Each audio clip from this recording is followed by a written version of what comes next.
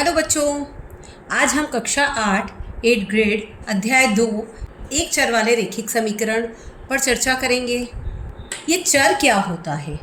यहाँ पे नाम आया है चर और समीकरण। आज हम इन दोनों को समझेंगे। तो बेटा, अगर मैं आपसे कहूँ कि मेरे दिमाग में कोई संख्या है तो बताओ कौन सी संख्या है, तो आप नहीं बता पाओगे ना। लेकिन अगर मैं आपसे कहूँ कि मेरे दिमाग में जो संख्या है उसको डबल करने पर, 2 जोड़ने पर वो 12 बन जाती है, तो आप बता सकते हो ना कि 12 बन रही, 2 जोड़ने पे तो 2 को कम किया तो 10 हुआ और उसको आधा किया तो 5 हुआ, मतलब वो संख्या 5 हो सकती है। तो ऐसे अपन बता सकते हैं। तो ऐसे जो हम संख्या मानते हैं उसी को हम चर या एक्स से प्रदर्शित कर रहे हैं। हम इसको किसी भी अल्फ़ाबेट से प्रदर्शित कर सकते हैं।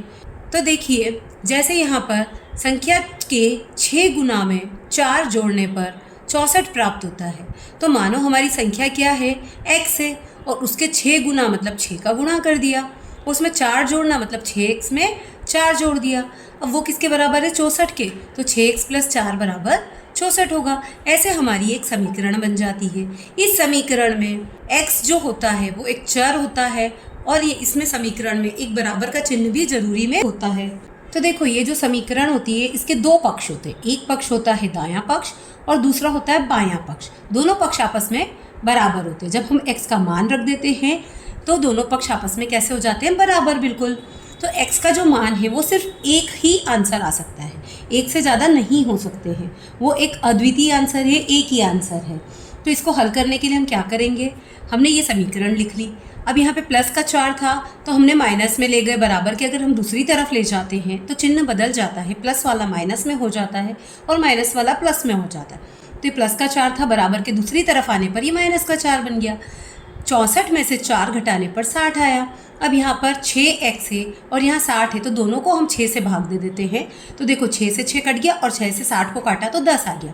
तो हमारा x का मान आ गया 10, जो कि सिर्फ एक ही आंसर आएगा, जो कि अद्वितीय रहेगा, जिसको किसी अन्य मान से बदला नहीं जा सकता, और इसी से समीकरण संतुष्ट होगी। अतः हम ये कह सकते हैं कि समीकरण में चर का वह मान जो समीकरण को संतुष्ट करता है वह उस समीकरण का हल कहलाता है। तो बताइए, इनमें से कौन सी समीकरण है अथवा नहीं है? बॉक्स में हाँ या ना लिखें। तो देखिए, पहला है 17 बराबर x + 10। तो देखिए, इसमें बराबर का चिन्ह भी आ रहा है और एक चर भी आ रहा है, तो ये एक समीकरण है। तो इसके लिए हम हाँ जवाब दे देंगे, इसके लिए हम हाँ लिखेंगे। दूसरा जो है गणितीय कथन, उसमें x - 7 और >5 आ रहा है, या ग्रेटर देन का साइन आ रहा है, इक्वल का साइन नहीं आ रहा है, इसलिए ये समीकरण नहीं हो सकती है। तीसरा जो है, इसमें देखिए बराबर का चिन्ह तो आ रहा है लेकिन कहीं पर भी चर नहीं आ रहा है, x, y, z कोई सा भी अल्फ़ाबेट यहाँ नहीं आ रहा है, तो ये भी समीकरण नहीं हो सकती। चौथा जो है, इसमें देखिए एक चर भी आ रहा है और एक बराबर का चिन्ह भी आ रहा है, तो ये एक समीकरण है। ऐसे हम समीकरण है अथवा नहीं ये पता कर सकते हैं। गणितीय कथनों से समीकरण का निर्माण। हम गणितीय कथनों को समीकरण के रूप में लिखना सीखेंगे। जैसे हमें फर्स्ट दिया है, z के 6 गुने में से 5 घटाने पर 7 प्राप्त होता है। तो सबसे पहले हम क्या लिखेंगे, z, फिर 6 गुना मतलब 6 का गुणा कर देंगे। तो देखिए, हमने 6 में z का गुणा कर दिया, फिर 5 घटाना मतलब हमने 5 घटा दिया, और प्राप्त क्या हो रहा है, 7। तो प्राप्त होना मतलब बराबर का चिन्ह लगाकर हमने 7 लिख दिया। ये हमारा गणितीय कथन बन गया। सेकंड हमें दिया गया है m का 1/4 7 से 3 अधिक है। तो देखिए, सबसे पहले m दिया है तो हम m लेंगे, फिर उसका 1/4 मतलब बटे में 4 लगा देंगे, और वो कितना है, 7 से 3 अधिक है, तो उसको बराबर का चिन्ह लगा के 7 से 3 अधिक लिख देंगे। 3 अधिक मतलब जोड़ना। अब m/4 बराबर 7 और 3 को जोड़ा तो कितना आ जाएगा, 10। ये हमारा गणितीय कथन बन गया। अब समीकरण से गणितीय कथनों का निर्माण करना। अब हमें यहाँ पर समीकरण दे रखी है जिससे हमें गणितीय कथन बनाना है। तो देखिए, हमें यहाँ क्या समीकरण दे रखी है, 2x - 3 बराबर 7। तो देखिए, ये जो x है इसको कितना किया, डबल किया, दुगुना किया, तो x के दुगुने में से और फिर 3 को घटा दिया, 3 घटाने पर और हमें क्या मिल रहा है, 7। तो 7 प्राप्त होता है। ये हमारा कथन बन गया। दूसरा है x/4 + 4 बराबर 6। तो देखिए, x जो है उसका 1/4 किया हमने, तो ये x का 1/4 और उसमें कितना जोड़ा, 4, तो और 4 का योग और बराबर मतलब प्राप्त होता है, हमें कितना प्राप्त होता है, 6। तो देखिए, x के 1/4 और 4 का योग 6 है या 6 प्राप्त होता है। समीकरण जिसके दोनों पक्षों में चर उपस्थित हो। अब अभी तक हमने जो समीकरण देखी थी उसमें देखिए एक तरफ x था, एक तरफ सिर्फ संख्या थी, लेकिन ऐसी भी समीकरण हो सकती है जिसमें दोनों ही तरफ चर का मान आ रहा हो। जैसे कि ये जो समीकरण है हमारे सामने, उसमें क्या है, 5x + 8 = 12 + 3x। तो देखिए इधर भी x है और इधर भी x है, दोनों तरफ x है ना, दोनों तरफ चर है। तो इनको कैसे हल करेंगे हम? इसको हल करने के लिए हम क्या करेंगे, चर और चर वाले मानों को बराबर के एक तरफ ले लेंगे और बिना चर वाले मानों को बराबर के दूसरी तरफ ले लेंगे। अब कैसे लेंगे, तो ये 5x तो इधर ही लिखा हुआ था बराबर के इस हाथ पे, दाएं हाथ पे, तो हमने बराबर के इधर ही लिख दिया इसको 5x को। पर 3x इस साइड था, तो उसको उठाकर हम जब बराबर के दूसरी तरफ लाए तो हमें काय का चिन्ह लगाना पड़ा, प्लस की बजाय माइनस का। फिर बराबर का चिन्ह, 12 इधर ही लिखा हुआ था तो 12 ऐसा कैसा लिख दिया। अब 8 को उठाकर हम इधर लाए तो ये प्लस का था तो काय का बन गया, माइनस का। अब 5 में से 3 को घटाकर 2 लिख देंगे और 12 में से 8 को घटाकर 4 लिख देंगे।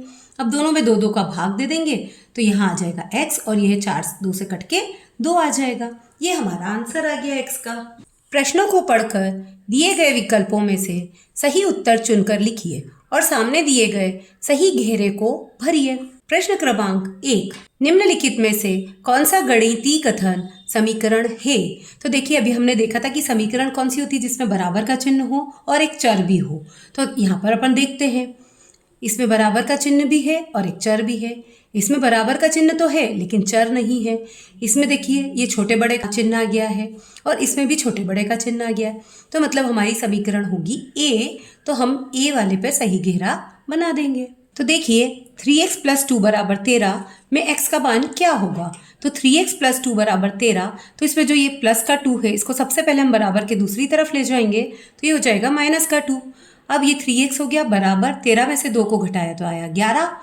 अब हम दोनों तरफ 3 का भाग दे देंगे तो 3 से 3 कटा और इधर आ गया आंसर 11/3। तो हमारा आंसर होगा डी वाला 11/3। प्रश्न क्रमांक 3, एक चर वाले रैखिक समीकरण के हल होते हैं। तो अभी हमने देखा था कि एक चर वाले जो रैखिक समीकरण होते हैं उनका सिर्फ एक ही हल होता है, तो इसका आंसर होगा केवल एक हल, बी वाला। प्रश्न क्रमांक 4, दो संख्याओं का योग 16/7 है। यदि एक संख्या 11/7 है तो दूसरी संख्या क्या होगी?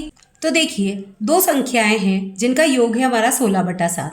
तो पहली संख्या 11/7 दे रखी है, दूसरी नहीं दी है तो हमने x मान ली और इन दोनों को जोड़ने पर आ रहा था 16/7 तो वो लिख दिया। अब x को तो यहीं रहने दिया और ये जो 11/7 है इसको हम उठाकर बराबर के दूसरी तरफ ले आए। जब आगे कोई चिन्ह नहीं दिखाई दे रहा है मतलब वो प्लस का चिन्ह है। अब प्लस वाला होगा तो बराबर के दूसरी तरफ जाके माइनस का हो जाएगा। तो x बराबर कितना हो जाएगा? देखिए नीचे इसके भी 7 है हर में और इसके भी हर में 7 है। जब दोनों के हर में 7 है तो हम सीधे से घटा देते हैं, 16 में से 11 घटाया तो 5 आ गया। तो x बराबर 5/7, ये हमारा आंसर हो जाएगा सी वाला। ये हमने सी पे मार्क कर दिया। प्रश्न क्रमांक 5, किसी संख्या के तिगुने में 15 जोड़ने पर 93 प्राप्त होता है, वह संख्या कौन सी है? तो देखिए क्या दिया है, किसी संख्या के तिगुने में, तिगुने मतलब हमने एक संख्या मान ली उसमें 3 का गुणा करा दिया, फिर उसमें 15 जोड़ने पर तो हमने 15 जोड़ दिया और प्राप्त कितना हो रहा है 93, तो बराबर लगाकर 93 लिख दिया। अब जो 15 है इसको उठाकर हम बराबर के दूसरी तरफ ले गए तो 93 में से 15 को माइनस कर दिया, कितना आ गया 78। यहाँ 3x ऐसा का ऐसा रह गया।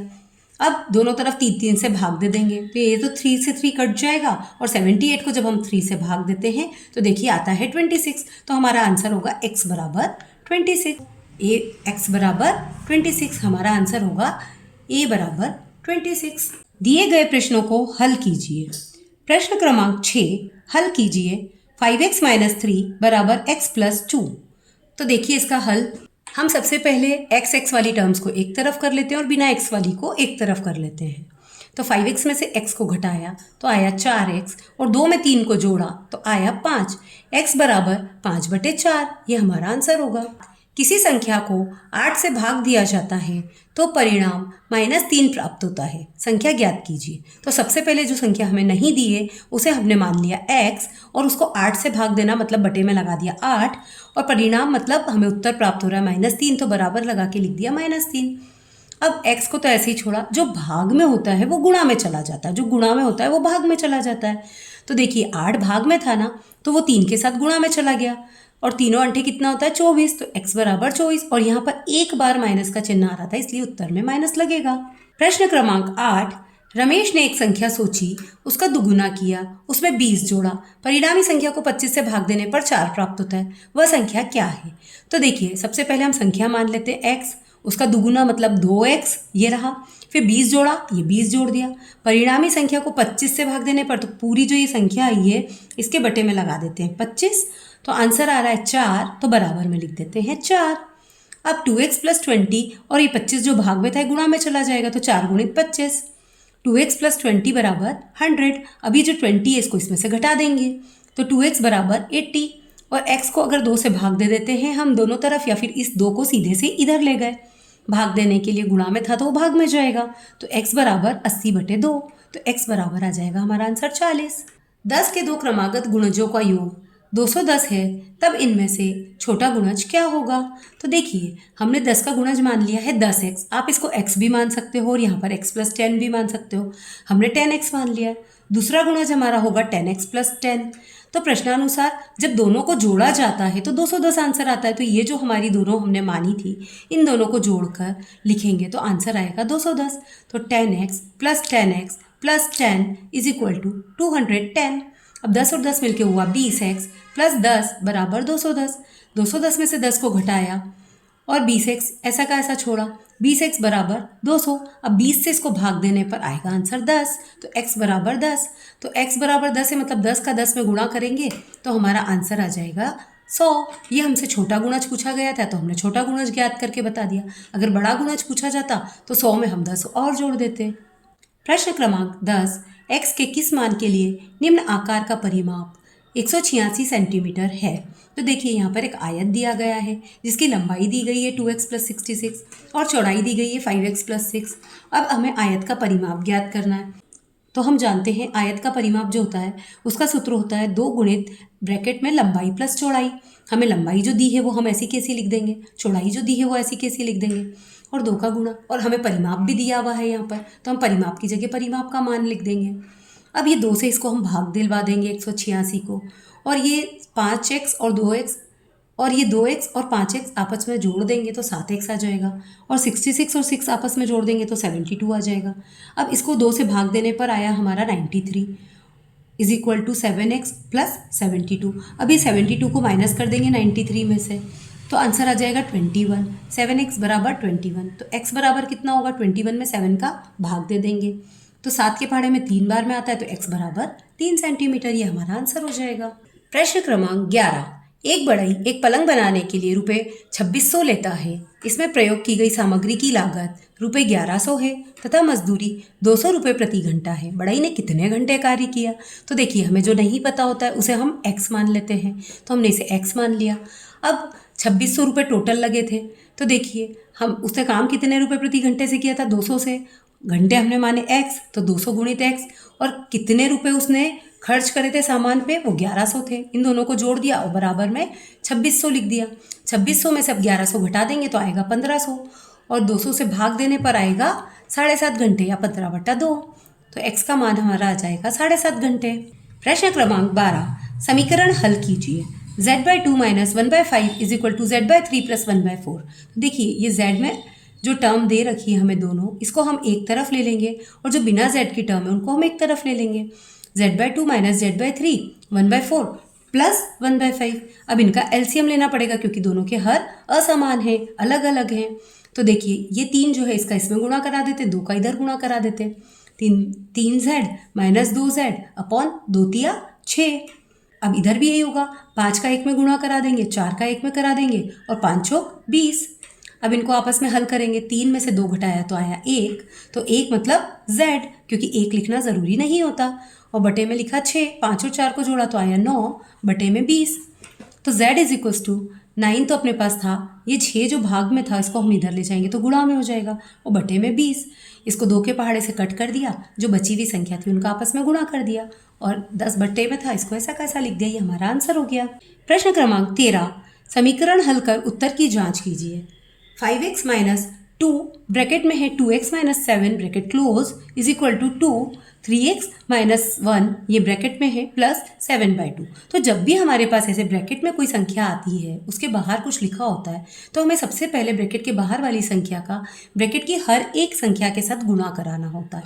तो देखिए 5x ऐसा कैसा लिखा, -2 का 2x में गुणा कराया तो ये माइनस जो है इसका भी गुणा दोनों संख्याओं में होगा।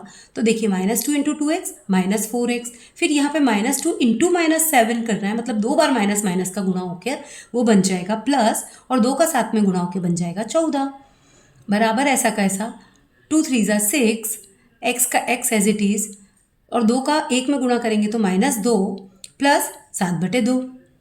अब 5x में से 4x घटाया तो कितना आया x प्लस 14 बराबर 6x माइनस 2 प्लस 7/2। अब हम x वाली संख्या को एक तरफ और बिना x वाली को एक तरफ ले लेते हैं।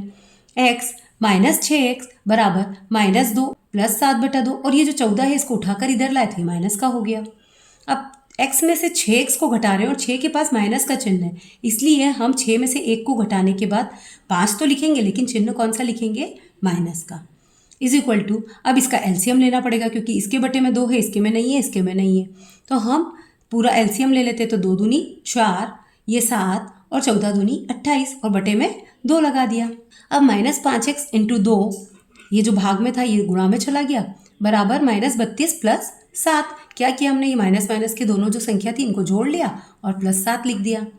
अब -5 में 2 का गुणा करने पर आएगा -10x, और -32 में से 7 को कम करेंगे, घटाएंगे तो आएगा -25। क्यों माइनस, क्योंकि 32 बड़ा है इसलिए माइनस का चिन्ह हमें लगाना पड़ेगा। अब इधर भी माइनस है इधर भी माइनस है तो आपस में कट जाएंगे, तो x बराबर आ जाएगा 25/10। 25/10 मतलब 5/2 या फिर 2.5, ये हमारा आंसर हो जाएगा। प्रश्न क्रमांक 14, एक माँ और उसकी 2 पुत्रियों ने एक कमरे का निर्माण रुपये 75,000 में करवाया। बड़ी पुत्री ने अपनी माँ के भाग की धनराशि की 3/8 धनराशि का योगदान दिया तथा छोटी पुत्री ने अपनी माँ के भाग की धनराशि की 1/2 धनराशि दी। तीनों ने पृथक पृथक कितनी धनराशि का योगदान दिया। तो देखिए सबसे पहले हम माँ की धनराशि को मान लेते हैं x, फिर बड़ी पुत्री ने कितना दिया था, उसका 3/8 दिया था तो हम 3/8 का x में गुणा करा देंगे, और छोटी पुत्री ने कितना दिया था 1/2 तो हम 1/2 का x में गुणा करा देंगे। फिर प्रश्न के अनुसार तीनों का अगर हम कुल योग करें तो वो होता है 75,000 के बराबर। तो हम माँ के माने हुए पैसे x, छोटी पुत्री के 1/2x और बड़ी पुत्री के 3/8x, इन तीनों को जोड़ देंगे और बराबर में लिख देंगे 75,000। अब इनका हम एलसीएम लेके हल करेंगे तो आएगा 8x plus 4x plus 3x/8 बराबर 75,000। 8 में 4 को जोड़ा तो 12, 12 में 3 को जोड़ा तो 15, 15x/8 बराबर 75,000। अब हम क्या करेंगे, x को तो ऐसा कैसा छोड़ देंगे, जो 15/8 है तो उसमें से 8 को ऊपर गुणा में ले जाएंगे और 15 को भाग में। ये देखिए 8 को हम गुणा में ले गए, 15 भाग में आ गया। अब 15 के पहाड़े में 75 5 बार में आता है तो x बराबर 5,000 गुणित 8, 8 पंजे 40, तो x बराबर हो गया 40,000। तो x किसने खर्च करे थे, माँ ने, तो माँ के रुपए कितने हो गए 40,000। अब बड़ी पुत्री ने कितने करे 3/8x, तो 3/8 में 40,000 का गुणा करा के देख लेते हैं हम, तो आंसर आ जाएगा 15,000। और ऐसे छोटी पुत्री ने 1/2x, मतलब माँ के जितने रुपए थे उसका आधा, तो 40 का आधा 20। प्रश्न क्रमांक 15, नीचे समीकरण मॉडल दिया गया है 5x - 6 बराबर 4, 5x - 6 इज इक्वल टू 4। तो देखिए संकेत हमें क्या दिए हैं, अगर x या फिर कोई चर का इस्तेमाल किया जा रहा है तो ग्लास जैसा चिन्ह बनाना है, अगर माइनस का है चिन्ह तो हमें एक सर्कल बना के उसके अंदर माइनस का चिन्ह देना है, और अगर प्लस है तो हमें एक सर्कल बना के प्लस का चिन्ह देना है। तो देखिए 5x - 6 इज इक्वल टू 4, तो हमने 5 बार ग्लास का चिन्ह बना दिया, माइनस था तो हमने माइनस के लिए 6 बार सर्कल बना के उसके अंदर माइनस के चिन्ह बना दिए, इज इक्वल टू 4 था तो उसके लिए हमने सर्कल बना के प्लस के चिन्ह बना दिए। यहाँ पे कोई चिन्ह नहीं है मतलब प्लस है। ऐसे ही हमें 2 और समीकरण दी गई है जिनके हमें मॉडल तैयार करने हैं। तो यहाँ है 7y + 14 बराबर 7, तो 7y मतलब हम 7 बार ये ग्लास का चिन्ह ले लेते हैं, प्लस 14, तो 14 प्लस में है इसलिए हम सर्कल लगा के 14 बार प्लस के चिन्ह लगा देते हैं, इज इक्वल टू 7, इसके भी आगे चिन्ह नहीं है मतलब प्लस में है तो इसके लिए भी 7 बार सर्कल बना के प्लस के चिन्ह लगा देते हैं। सेकंड क्वेश्चन है 5x - 6 + 6 बराबर 4 + 6। तो देखिए सबसे पहले 5x के लिए हम 5 ग्लास बना देते हैं, फिर -6 के लिए हम माइनस के 6 चिन्ह बना देते हैं, फिर +6 के लिए प्लस वाले 6 चिन्ह बना देते हैं, फिर बराबर, फिर 4 प्लस का है तो 4 प्लस के चिन्ह बना देते हैं, फिर 6 भी प्लस का है तो 6 भी प्लस के चिन्ह बना देते हैं। ऐसे हम मॉडल तैयार कर सकते हैं।